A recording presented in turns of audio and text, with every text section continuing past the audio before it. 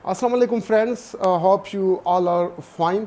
आज की वीडियो जो है वो इंतहाई अहमियत की हामिल है और आज की वीडियो एक इंतहाई हसास मौजू पर मैं बनाने जा रहा हूँ। और इस मौजू के मुतालिक बहुत सारी जो वीडियोज़ हैं सोशल मीडिया पर बड़ी ट्रेंडिंग हैं और लोग जानना चाह रहे हैं और मुझे भी मुख्तलिफ़ टेक्स्ट मैसेजेस के थ्रू और डिफरेंट कॉल्स के थ्रू लोग मुझे रिक्वेस्ट कर रहे हैं कि सर इस मौजू पर ज़रूर वीडियो बनाइए।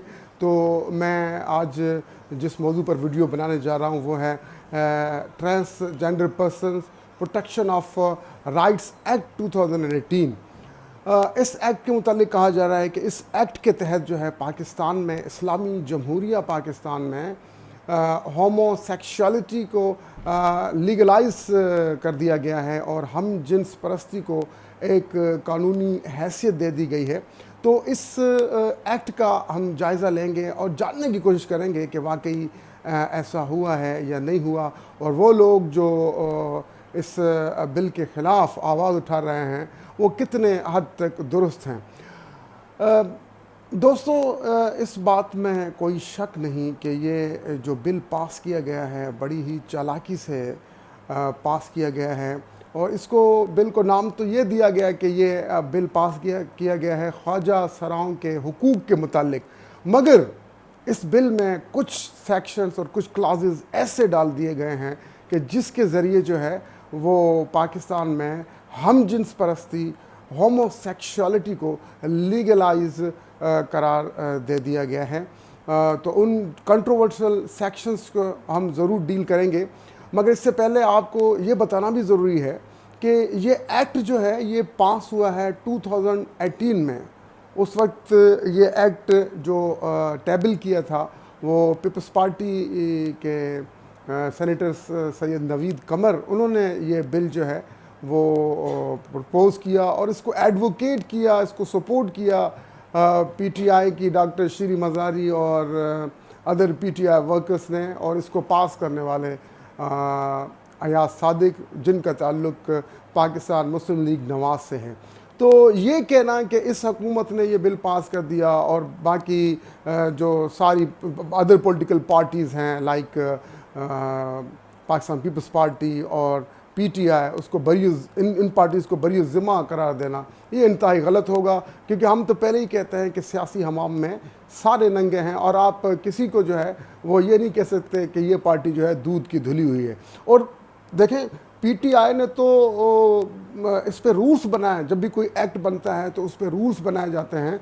तो पीटीआई ने ये 22 अप्रैल 2021 को रूल्स बनाए हैं जेंडर अफर्मिंग सर्विसेज के लिए कि हुकूमत जो है, हुकूमत पाकिस्तान, वो किस तरह जो है वो जेंडर अफर्मिंग सर्विसेज प्रोवाइड करेंगी, जिसमें ये क्या कहते हैं, हार्मोन थेरेपी है और फेशियल हेयर रिमूविंग है और सर्जरी है, चेस्ट बाइंडिंग है, एट्सेट्रा एट्सेट्रा। मतलब कि अगर कोई मर्द औरत बनना चाहता है तो उसको जो चीज़ें, जिन चीज़ों की ज़रूरत पड़ती है, सर्जरी की ज़रूरत पड़ती है और फेशियल हेयर रिमूवल की ज़रूरत पड़ती है या चेस्ट बाइंडिंग की, एट्सेट्रा एट्सेट्रा, वो सारी सहूलतें हुकूमत पाकिस्तान जो है वो प्रोवाइड करेगी। अच्छा, ये किसकी हुकूमत में हुआ है? ये पीटीआई की हुकूमत में। तो लिहाजा आप ये नहीं कह सकते किसी भी पार्टी को कि वो जो है वो दूध की धुली हुई है, उसका कोई किरदार नहीं। ये सारे लोग जो है ये मगरबी आकाओं को खुश करना चाहते हैं। और मैं तो बड़ा हैरान हुआ जब पीटीआई की डॉक्टर शीरी मज़ारी जो हैं वो बड़े फ़ख्र के साथ बता रही थी कि पाकिस्तान उन 6-7 मुल्कों में से एक है जहाँ ट्रांसजेंडर एक्ट जो है वो नाफिजुल अमल है और उससे नाफिज किया गया है। अच्छा, ये फ़ख्र की बात नहीं, ये डूब मरने की बात है, शर्म से डूब मरने की बात है। वो मुल्क के जिसे हमने इस्लाम के नाम पर हासिल किया, आज उसी मुल्क में इस्लाम के ख़िलाफ़ जो है, इस्लामिक शरिया के ख़िलाफ़ कानून बनाए जा रहे हैं, जबकि it is clearly enshrined in the Constitution of Pakistan that no law shall be made against the injunctions of Islam, and all the existing laws shall be brought in conformity with the Islamic Sharia and the rules laid down in Quran and Sunnah. But unfortunately ये हो चुका है और ये हुआ है 2018 में। अच्छा, 2018 में जब ये एक्ट पास हुआ, लोगों की तवज्जो इस तरफ नहीं गई, क्योंकि हम ख्वाजा सराओं के हुकूक के मुतालिक जो है हम ज़्यादा दिलचस्पी नहीं रखते। हमने बस इसको नज़रअंदाज कर दिया ये सोच कर कि ये तो बस बिल है जो ख्वाजा सराओं के हुकूक के मुतालिक है, तो लिहाजा हमने इसको डिटेल में पढ़ने की कोशिश नहीं की कि इसकी आड़ में, ख्वाजा सराओं की आड़ में, कि इस मुल्क में हो क्या गया है। तो आइए ज़रा इस एक्ट को जो है इसका जायज़ा लेते हैं, इसके जो कंट्रोवर्शियल सेक्शंस हैं ज़रा उनको पढ़ते हैं, पता लगे कि आखिर हुआ क्या है और इस मुल्क के साथ कितना बड़ा खिलवाड़ हुआ है, और वो मुल्क जो इस्लाम के नाम पे बनाया गया था आज वहाँ कैसे कैसे बेहुदा लॉज जो है वो बनाए जा रहे हैं। तो आइए चलते हैं। तो सबसे पहले डेफिनेशन क्लास जो है उसका जो सेक्शन है F वो पढ़ते हैं। वो कहता है जेंडर आइडेंटिटी के मुतालिक, gender identity means a person's innermost and individual sense of self as male, female or a blend of both or neither that can correspond or not to the sex assigned at birth। Gender identity क्या है? इस के तहत कहा गया है कि जो बंदा अपने आप को अंदर से फील करता है कि आया वो मेल है या फीमेल है, या इन दोनों का मिक्सचर है, या वो जो सेक्स पैदाइश के वक्त उसे असाइन किया गया था वो उससे मुताबिकत नहीं रखता, ये चीज़ जो है जेंडर आइडेंटिटी में बताई गई है। क्या? Persons inner most and individual sense of self, कि वो बंदा जो है अंदर से क्या सोचता है कि वो आया मेल है या फीमेल है या ब्लेंड ऑफ टू है, या वो सेक्स जो पैदाइश के वक्त उसे असाइन किया गया था उससे कोई वो डिफरेंट चीज़ है। अच्छा, और इसके अलावा जो सेक्शन N है डेफिनेशन क्लॉज का, वो भी इंतहाई अहमियत का हामिल है। उसमें ट्रांसजेंडर पर्सन को डिफाइन किया गया है। कैसे? Transgender person is a person who is intersex, खुनसा, with mixture of male and female genital features और कंजेनिटल एम्बिग्युइटीज। ट्रांसजेंडर पर्सन क्या है? ये N सबसेक्शन 1 में डिफाइन किया गया है। खुनसा, कि वो ऐसा शख्स के जो मेल और फीमेल जो है वो दोनों का मिक्सचर हो, दोनों के जेनिटल फीचर्स जो है वो रखता हो, या उसमें पैदाइशी तौर पर कुछ ऐसी एम्बिग्युइटीज़ हों जिससे डिटरमिन नहीं किया जाता हो कि वेदर ही इज़ मेल और फीमेल, उससे खुनसा कहा जाता है जी। तो फिर सबसेक्शन 2 में कहा गया है कि eunuch assign male at birth but undergoes genital excision और कैस्ट्रेशन। अब इसमें बताया गया है कि ऐसा शख्स जो पैदाइशी तौर पर तो मेल था मगर उसने क्या किया, उसने जेनिटल एक्सिशन कराई, रिमूवल मतलब ऑफ पार्ट्स जो है थ्रू सर्जरी वो कराई, या कैस्ट्रेशन करा दी, नामर्द बना दिया, जिसे आम जुबान में खस्सी भी कहा जाता है। तो वो कोई ऐसा उसने कोई काम किया, वो भी ट्रांसजेंडर के ज़िम्मे में आएगा, उससे भी ट्रांसजेंडर कहा जाएगा। तो वो थ्रू सर्जरी करवा ले, थ्रू कैस्ट्रेशन जो है वो उसके ज़रिए करवा ले, तो फिर भी वो जो है ट्रांसजेंडर के ज़िम्मे में आएगा।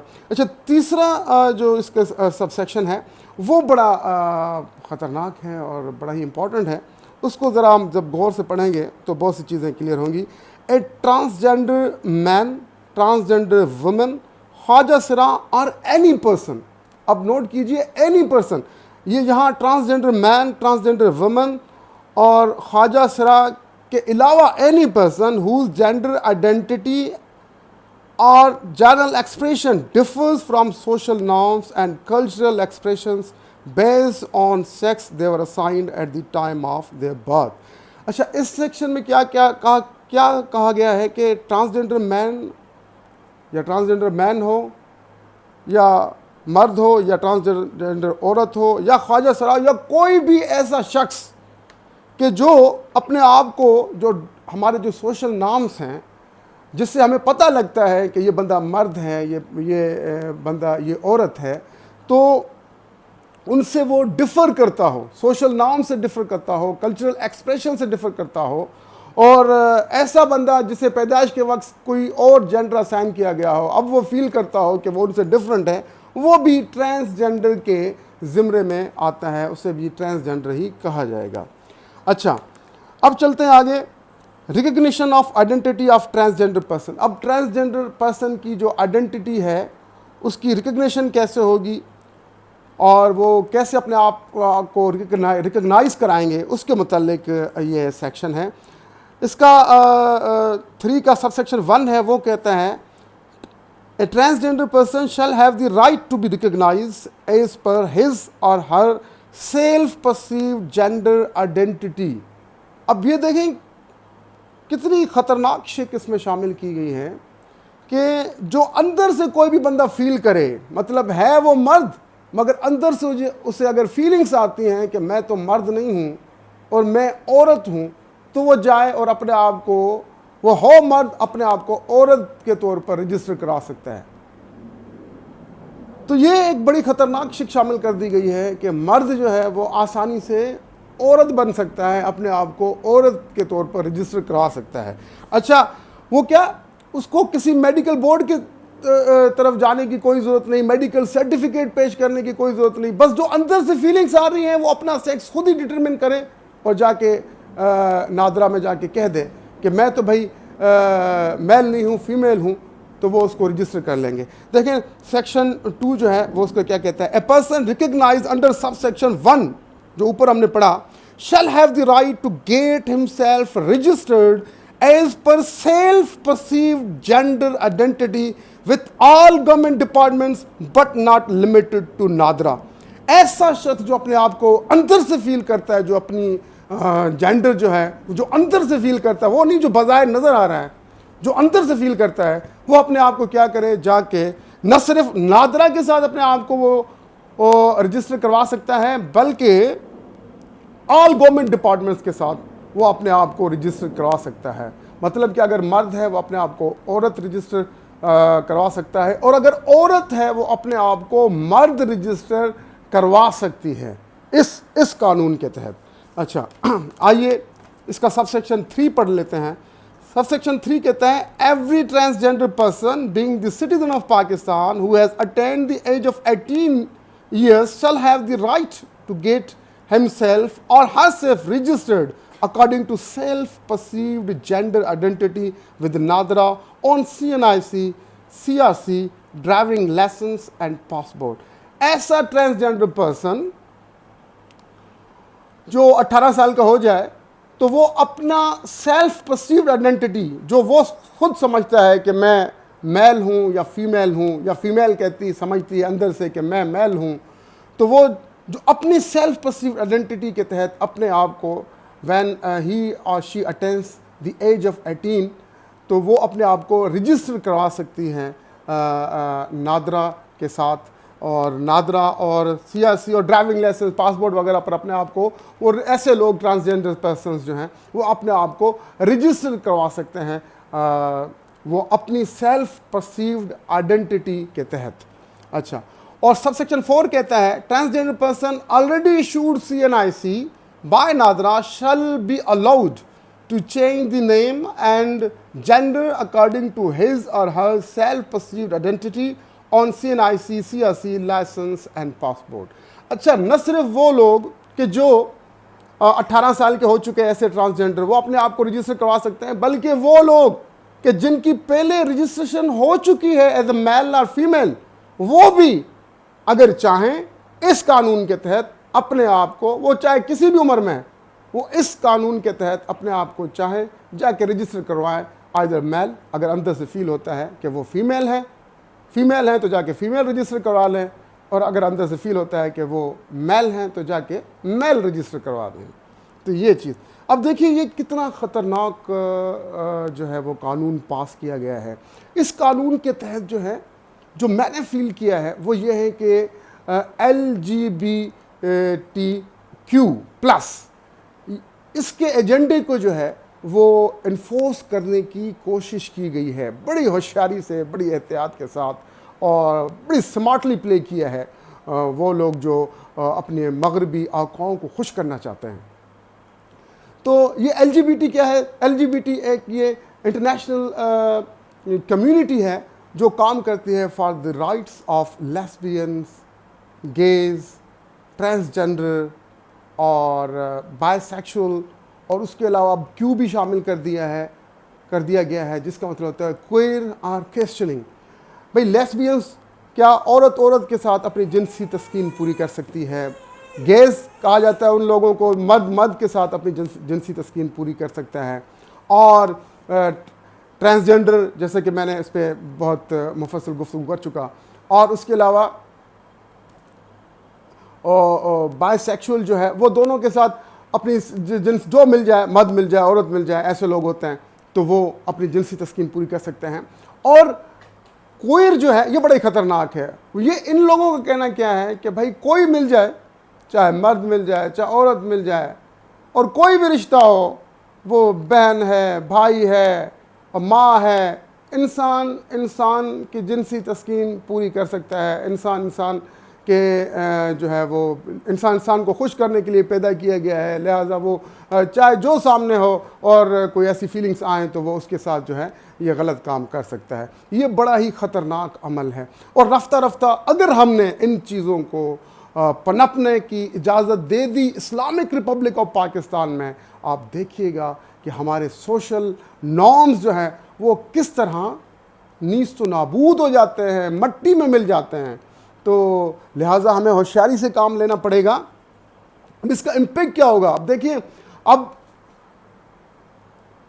वो लोग जो मर्द के साथ जो है वो शादी करना चाहता है, अब इस कानून से पहले तो ये था ना कि मर्द से शादी नहीं कर सकता, अकरम असलम से शादी नहीं कर सकता। अब बड़ा ही आसान हो गया। अगर अकरम असलम से शादी करना चाहे तो असलम जाके अपने आप को कोई औरत का नाम दे के, साजिदा दे के, राशिदा दे के, मतलब कोई सा भी नाम दे के वो अपने आप को रजिस्टर करवा ले, और फिर जो है वो अकरम जो है वो असलम से शादी कर लेगा।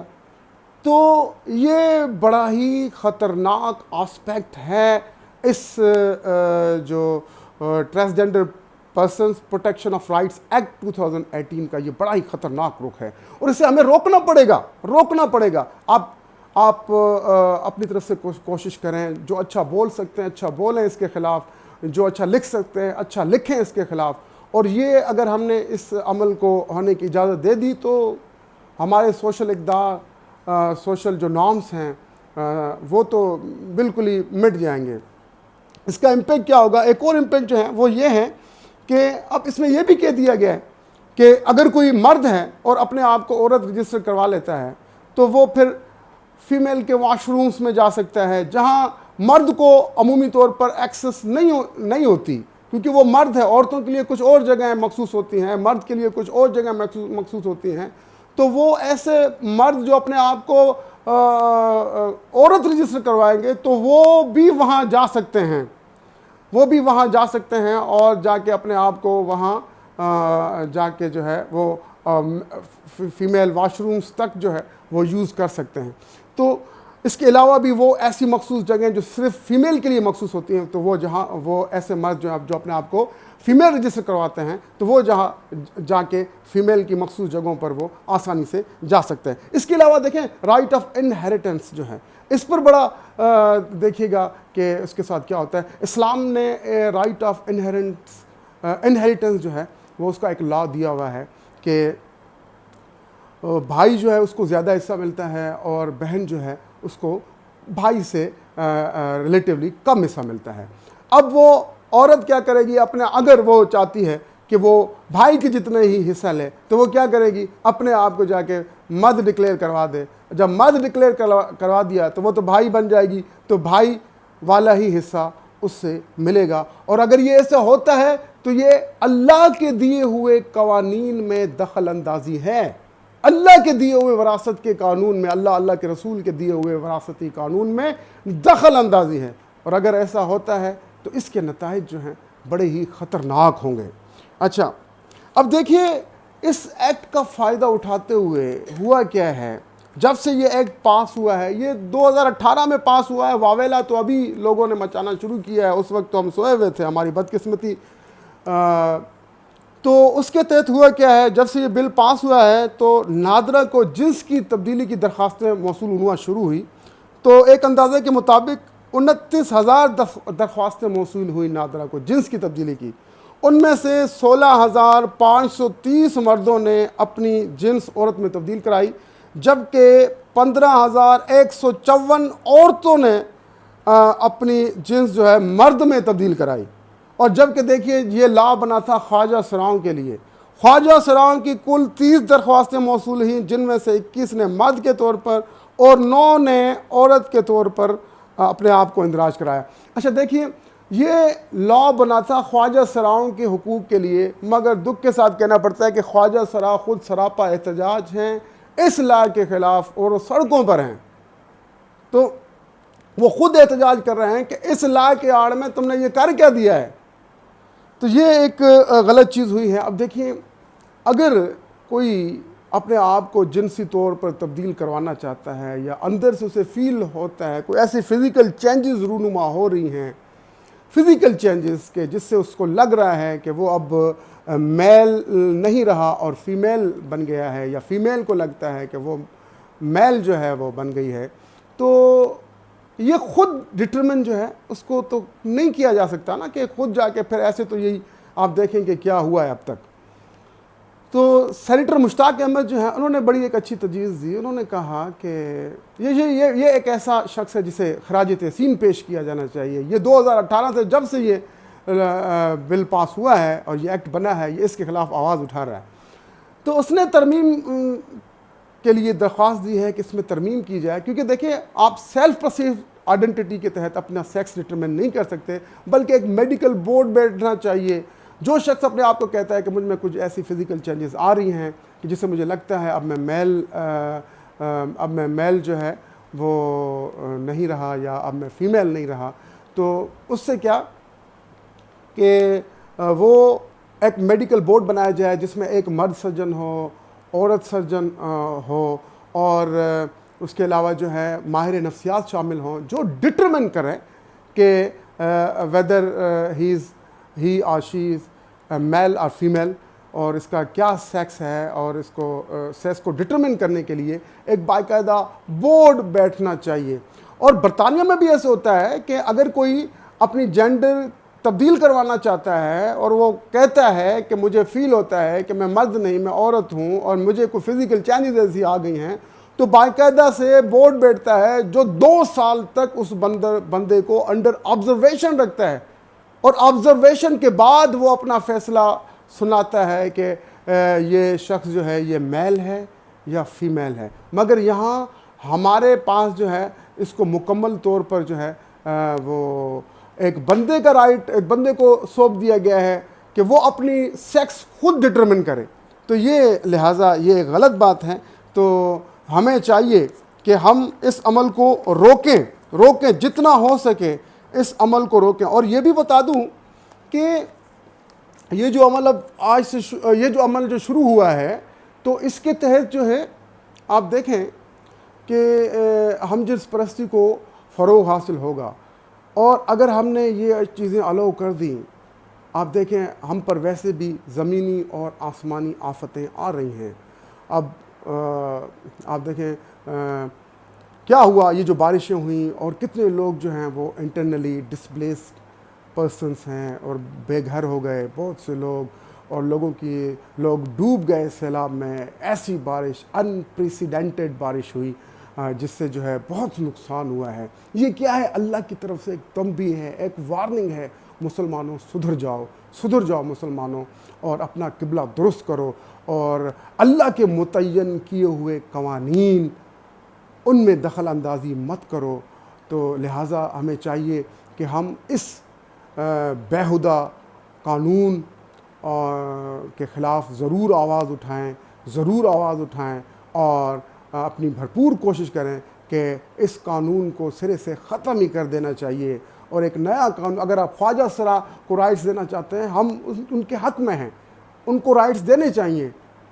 उनको राइट टू एजुकेशन होना चाहिए, राइट टू एम्प्लॉयमेंट होना चाहिए, राइट टू वोट होना चाहिए, और ये अच्छी बातें हैं, मगर इसकी आड़ में हम जिन्स परस्ती को फ़रोग़ देना, हम ये बर्दाश्त नहीं करेंगे और हम इसके ख़िलाफ़ भरपूर आवाज़ उठाएंगे।